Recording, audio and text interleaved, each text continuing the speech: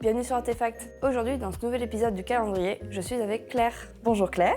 Bonjour Elisa. J'espère que tu vas bien. Oui. Est-ce que tu peux te présenter? Oui, alors je suis Claire Vergès, je suis une photographe bordelaise. Je suis plus connue sous le nom de Claire B Studio. Mes spécialités en photo, c'est notamment la photo de danse, tout ce qui est en mouvement, si possible au bord de la plage, sinon c'est pas rigolo. Et j'ai aussi une autre division mariage dont le style aussi qui prédomine, c'est vraiment le mouvement, la vie, la fête. Ça fait depuis 2011 que j'ai la passion de la photo et je suis auto-entrepreneur depuis 2017. Et j'en vis à temps plein depuis juillet 2020. Donc voilà, une période rigolote pour se mettre à son compte aussi et se lancer dans la vie active. Ouais. Le meilleur moment. En plus, c'est là où on s'est rencontrés en plus. Oui. C'est à ce moment-là qu'on s'est rencontrés. Via Animal Crossing, vraiment. Oui. Les vrais savent. Donc aujourd'hui, dans le calendrier, tu as une petite histoire à me raconter. Ah oui, j'ai une petite histoire d'une très longue semaine qui, au départ, a été le plus gros projet photo de ma carrière. Donc ça date de novembre 2022. Je vais essayer de remettre le contexte. J'ai une cliente qui est une directrice d'une école d'art aérien. Donc l'art aérien, il y a de la pole dance, du cerceau, du hamac, etc. Et à la fin d'un shooting, donc on était à Limoges dans une usine désaffectée. On avait fait un super shooting et sur le ton de la blague, je lui raconte... je lui suggère, mais vraiment sur le ton de la blague, j'avais aucune attente derrière. C'était Sophie, prochain shooting sur un volcan à La Réunion, parce que on se met plus de limites maintenant. Donc tout le monde rigole, etc. Et 3 semaines après, en fait, elle m'envoie un message vocal en disant Claire, j'ai potentiellement un plan pour un Airbnb, les prix des billets d'avion, et on peut monter un truc à La Réunion pendant une semaine. On fait une retraite et toi, tu fais les shootings photos de cette retraite. Est-ce que t'es partante ou pas? Et du coup, moi, à ce moment-là, il y a un blanc de 10 secondes dans ma tête et je me dis, du coup, c'était ma blague. Et donc, on va dire oui, hein, on va accepter. Donc, je pense que la blague a été faite en janvier 2022 et du coup, on se retrouve le 11 novembre 2022,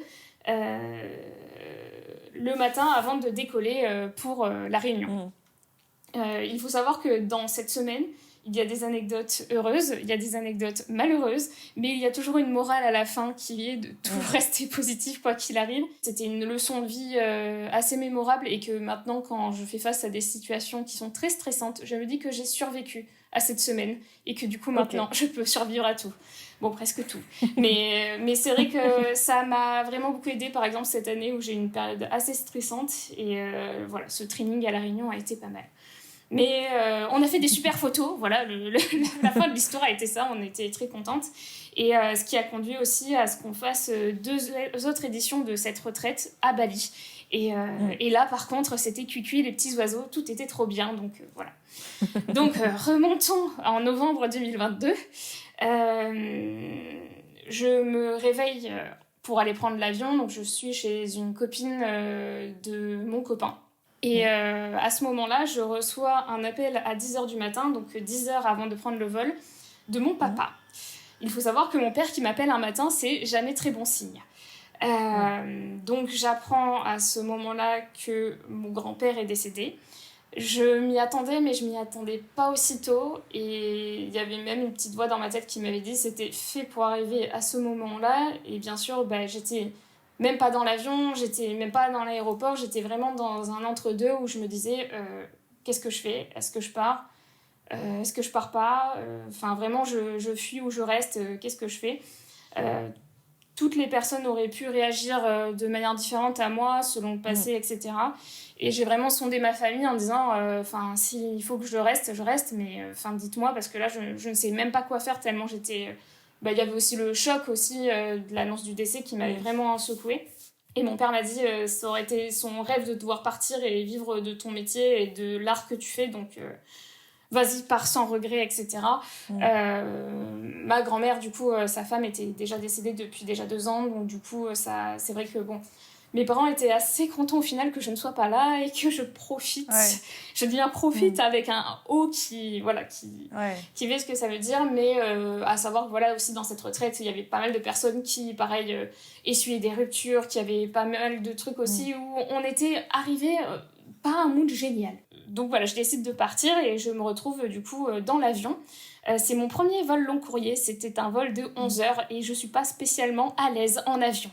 Je me suis dit... Ça, c'est une bonne info. Ouais, voilà. Je me suis dit, mais mon Dieu, mes pauvres voisins, ils vont souffrir le martyre avec moi qui, je ne sais pas, je vais pleurer, je vais crier, je vais pas parler pendant 2 heures. Bon, pas parler, ce serait mal me connaître, mais je ne savais pas comment j'allais réagir.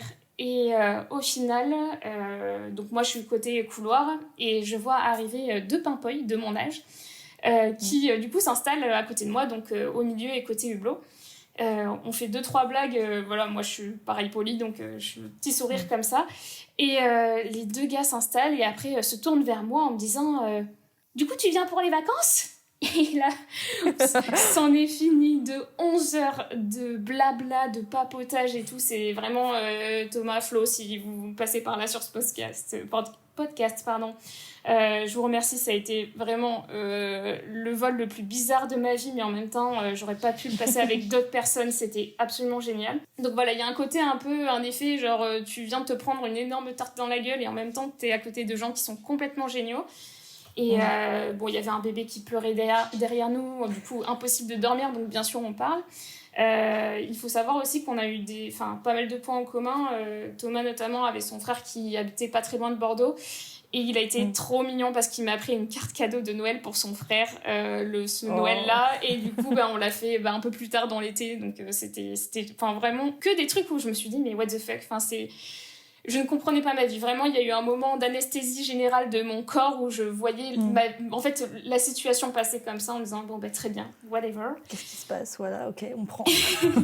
Donc voilà, ça a été vraiment l'anecdote cher voisin qui a un peu, on va dire, un peu pensé le fait que j'allais pas très bien non plus. Là, j'en parle avec le sourire, mais ça a été une période extrêmement bizarre de ma vie et avec toutes les émotions où je ne comprenais pas où est-ce que j'allais. Mais bon, les 11 heures de vol se passent.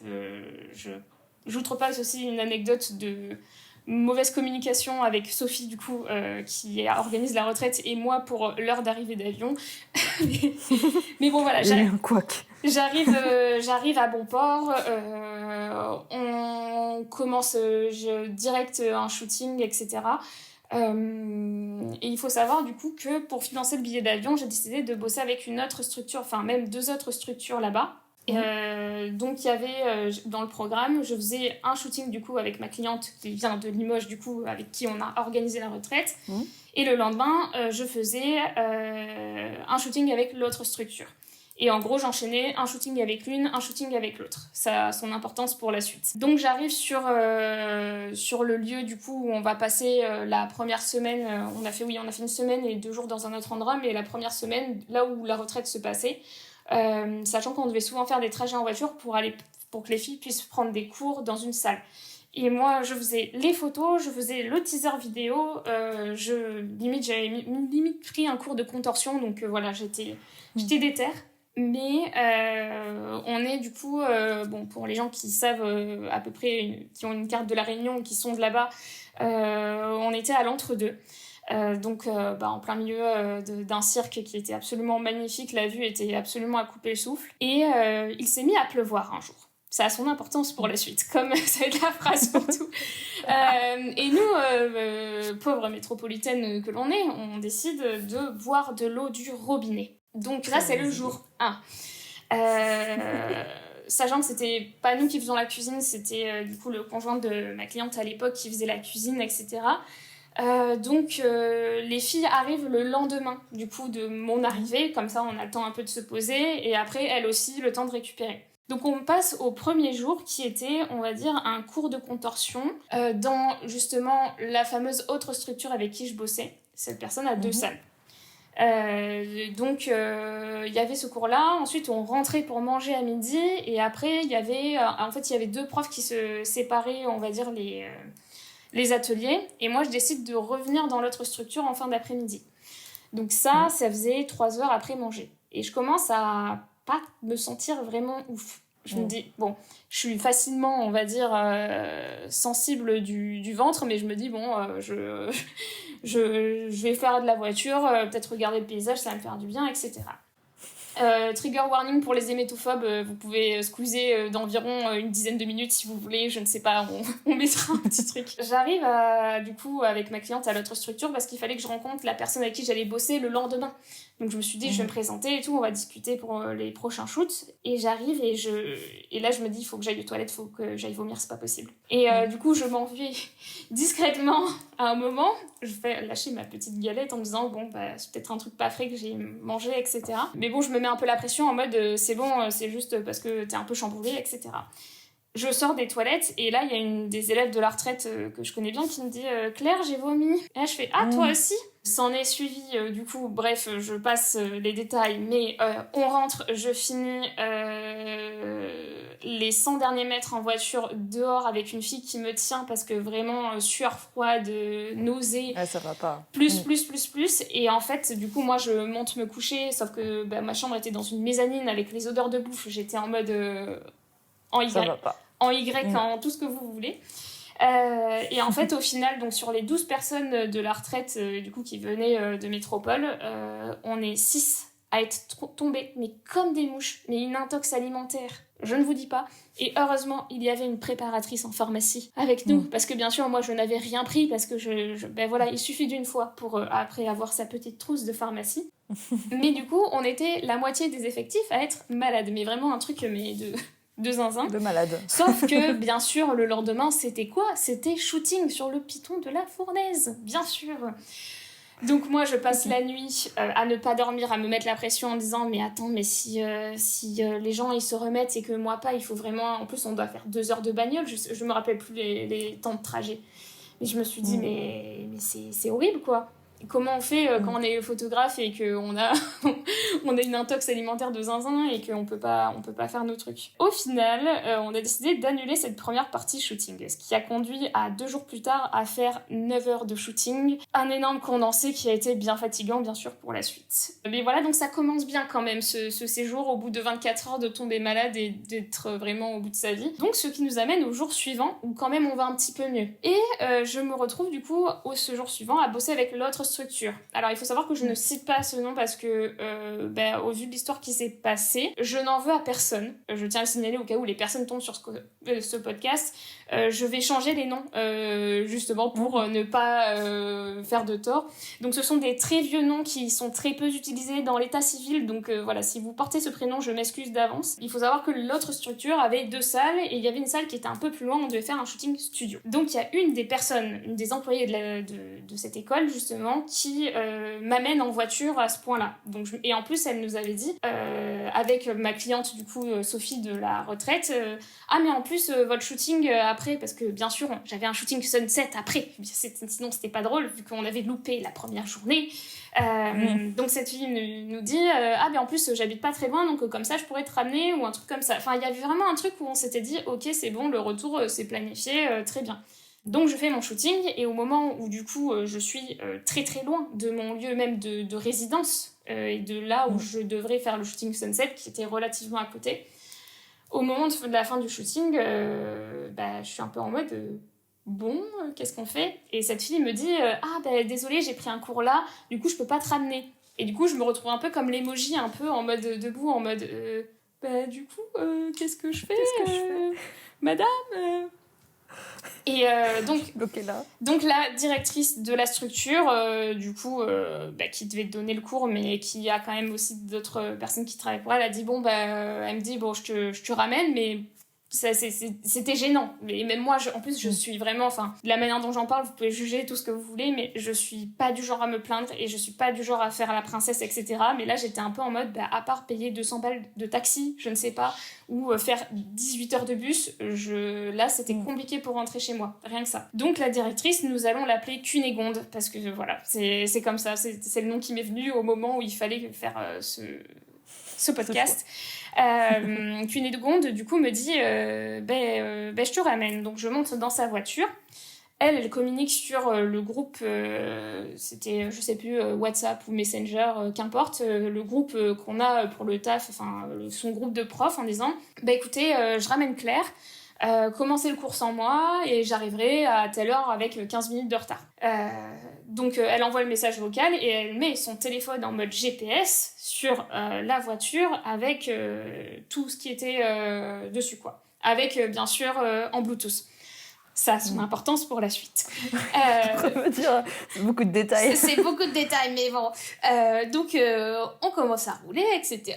Et elle lit, du coup, un message vocal d'une autre prof qui, elle, était dans le chemin inverse. En gros, nous, on venait de s'insérer, du coup, sur une route et elle venait dans le sens inverse pour aller au cours, justement, qui devait avoir lieu. Cette prof-là, nous allons l'appeler Adalbert, pour un respect d'anonymat. Donc Adalbert lance un message vocal qui était comme ceci. Oui, bah du coup, je viens de rentrer sur la route, moi j'arriverai à 25, un truc comme ça. Et à mon avis, elle devait lire aussi le message vocal qu'elle avait mis. Donc il y a une petite pause et après elle continue par et pour qui elle se prend celle-là, cette princesse non mais elle a intérêt à faire payer à faire son shooting gratuit à Cunégonde, hein. Et donc, on est donc dans la voiture avec Cunégonde, elle qui a la bouche ouverte, mais jusqu'au sol, je vais racler la route, et moi qui fixe le vide de la route, toujours en mode anesthésie générale de mes émotions, en mode « Ah, c'est sympa de se faire chier dessus, gratuitement ». Surtout que tu n'y peux rien, et je n'y peux rien, et vraiment, bon, à ce moment-là, je peux pas péter un câble, je suis juste en mode... Je me retourne vers Cunégonde en mode, tu sais, de principe, je lis jamais des messages vocaux avec quelqu'un à côté, mais n'importe qui, mais vraiment, même des gens proches, je suis vraiment, je ne sais, tu ne peux pas contrôler ce que les gens disent. Donc, je me prends un peu cette shitstorm sur la tête. Donc, voilà, bon, cumulé, du coup, le décès de mon papy, l'intoxication alimentaire, une nuit blanche, parce que sinon, c'est pas drôle, parce que, bon, je stresse tellement que, du coup, voilou. Donc elle est en mode mais je suis désolée et tout, donc moi bah en fait je me dis je vais la raconter plus tard, ça sera vraiment drôle. Elle me largue sur un parking de McDo pour que je me fasse récupérer par Sophie pour qu'on aille justement faire nos petites photos au coucher du soleil. Ce sont je crois qu'en plus derrière moi j'ai une photo du shooting en tableau photo. C'était un des plus jolis couchers de soleil que j'avais vu. Donc c'était vraiment trop bien. On a juste un mec qui nous a un peu cassé les bernes en matant les filles, mais bon, ça on s'en passera pour la fin des anecdotes. J'arrive, il faut pas non plus que les filles de la retraite me voient un peu en mode mine déconfite avec ce qui m'est arrivé. Donc je tiens bon, je fais mon shooting en mode ouais c'est bon, c'est parti et tout, etc. Allez les copines, on y va. Et à la fin du shooting, en plus j'avais 1h30 pour shooter 13 personnes à peu près. Donc voilà, j'ai les personnes qui me connaissent elles savent, oui c'est ça, c'est le bon français. Elles savent que j'ai une énergie de malade mentale malgré une nuit blanche, etc. Mais voilà, je pense que ça se voyait un petit peu sur mon visage que j'étais fatiguée et que les nerfs étaient présents. Donc à la fin du shooting, je fonds en larmes parce que bien sûr madame a la larme facile. Les filles me font tout un câlin et tout, et du coup je leur explique ce qui s'est passé dans la voiture. Donc là c'était ah mais non et tout. Et ce que je n'ai pas raconté, c'est que pourquoi ça m'avait autant touchée, c'est parce que Adalbert, celle qui m'avait causé du tort, m'avait pris un shooting pour le lendemain. Enfin non, même pas 2 jours après, je l'ai shooté. Avec des options en plus, donc même une option vidéo. Donc je m'étais dit, mais en plus, mais comment je vais réagir face à cette meuf que je vais voir en vrai, qui m'a littéralement chié dessus sur mon truc. Je me dis, mais c'est pas... En fait, il y a un truc aussi où je ne sais pas trop comment mes émotions vont rejaillir à ce moment-là. Donc du coup, s'ensuit une 2e nuit blanche, parce que sinon, c'est pas drôle non plus, où je me dis comment je réagis... Est-ce que je lui arrache la carotide avec mes dents? Est-ce que je dis eh oh toi là? Ou en fait est-ce que je prends le truc complètement au pied de la lettre? Pour qui je me prends? Pour une meuf pro qui justement se respecte et respecte son travail et qui a pas demandé non plus la lune, juste si c'était possible qu'on me ramène, dans quel cas si on me disait non je me débrouillais, mais bon quelqu'un a dit oui. Et puis voilà, donc j'ai décidé de faire comme si de ne rien n'était. parce que je pense quand même que ça s'est su. Je pense que Cunégonde a quand même dû lui dire qu'elle avait écouté le message vocal avec moi à côté. Donc elle a dû un peu se sentir con. Mais il en est que j'ai décidé d'agir comme si tout allait bien. Le déni. Le déni, ouais. Je pense que je me suis dit, là, il y a trop de trucs qui se passent dans ma tête. Sinon, je vais faire un reset, je ne sais pas. Donc, je décide de faire le shooting. Donc, on fait la partie photo d'abord et ensuite, je fais la partie vidéo. Parce que je suis aussi danseuse depuis 20 ans. Donc, j'ai l'habitude sur les vidéos de proposer des intros, des outros si les personnes ne sont pas habituées, justement, à faire des vidéos, on va dire, un peu chorées. Donc là, c'était une vidéo de pole dance où justement, elle avait dit j'ai ça comme figure, ça comme figure, ça comme figure, je peux les enchaîner. Je lui dis très bien, en intro, tu peux lever la main sur la barre, etc. Et en sortie, par exemple, tu peux, je sais pas, je lui montre un mouvement que moi j'avais appris en cours. Ceux qui, à cela, du coup, Adalbert me regarde avec un grand sourire et me dit « Oh, mais merci, ça va me donner une idée pour mon cours inter de ce soir que je vais donner, vraiment, merci beaucoup, etc. » Et super. Moi, j'étais là en mode « Super !» Voilà. Arrête de faire exprès, c'est bon. Ah ouais, non, mais là, j'étais là en mode « Là, c'est pas la peine de mettre du beurre sur une tartine qui est déjà grillée, madame, hein, ça, c'est pas possible. » Ouais, tu souris avec les yeux, avec le blanc, un tout petit peu au-dessus des yeux en mode « Oui !» Ouais, vraiment, là, je pense que j'ai perdu des points d'aura à ce moment-là, mais du coup, je me suis dit, on va pas mettre de l'huile sur le feu. Bien que, voilà, on m'ait chié dessus et que c'était pas cool. C'était pas sympa. Ça fait des choses à raconter quand même, voilà. C'est pour ça que je suis aussi sur ce podcast, parce que sinon, voilà, il y aurait pas de thé à servir aux gens. Donc voilà, ça c'était, on va dire, l'anecdote où je me suis dit, bon là, quand même, c'est un petit peu gros que cette semaine, on va un petit peu se calmer. Donc je vais un peu, on va dire... switcher sur une anecdote qui est quand même un peu mignonne. Après les multiples shootings, etc., où on a quand même réussi à faire des trucs de dingue, moi aussi j'ai même pu faire une figure que voilà, je ne pourrais peut-être plus jamais refaire, mais bon, à ce moment-là j'étais très souple. Donc j'étais trop contente, je me suis dit punaise, je me suis vraiment dépassée, et en fait il y a une grosse morale de dépassement de soi. Et que même si on ne dort pas pendant 2 jours et qu'on a une intox alimentaire et qu'on a perdu son papy et qu'on se fait chier dessus, la vie est quand même belle. Parce que j'ai vu des paysages absolument incroyables et en fait c'est la beauté de l'île qui m'a vraiment, on va dire, soignée. Mon petit cœur brisé, mais un poil drama queen la dame, mais ça a été une grosse morale comme ça où je me suis dit je peux survivre vraiment, là il n'y a que ça de motivant dans cette histoire. Et donc cette petite anecdote très mignonne, c'est que on décide avec le groupe de la retraite, du coup je crois qu'on avait fini les shootings, etc., et on décide un soir d'aller manger des pizzas du coup à Rondavel. Ceux qui connaissent ça, donc il y a une petite plage et du coup en fait tu te balades entre les stands de bouffe, etc.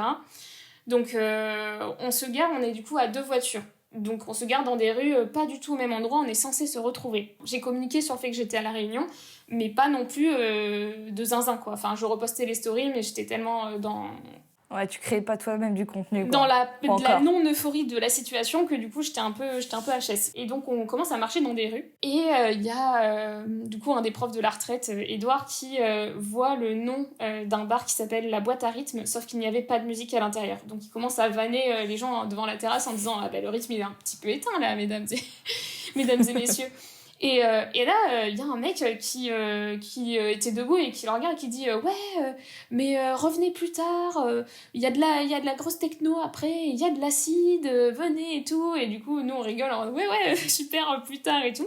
Et du coup, on est 6-8, je sais plus, à marcher en ligne comme ça. Et on marche 2-3 mètres après ce petit bar, et là j'entends ah, mais c'est Claire!